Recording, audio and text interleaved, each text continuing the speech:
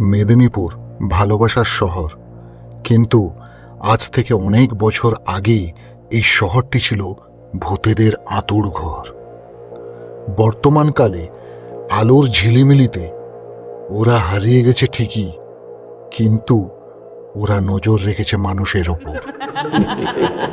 ভূত কখনো মানুষের বন্ধু হতে পারে না। অনেক লেখক তার গল্পের উপন্যাসের পাঠ রচয়িতা করতে গিয়ে মেদিনীপুর শহরের নামকে উল্লেখ করতে ভোলেননি। সেই পোড়ো মাঠ, নির্জন স্টেশন, হানাবাড়ি, জমিদারের গোলাপ বাগান মেদিনীপুর শহরকে আরো মায়াবী করে তুলেছে।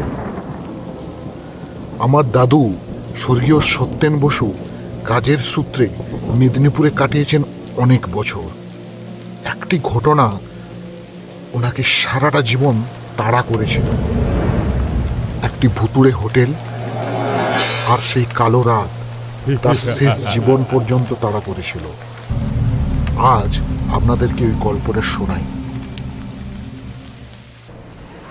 ট্রেন থেকে নেমে হোটেলের খোঁজ করতে করতে আমার দাদু ও তার বন্ধু অবশেষে মাঝরাতের দিকে একটি ভুতুড়ে হোটেলের সামনে এসে পৌঁছলেন।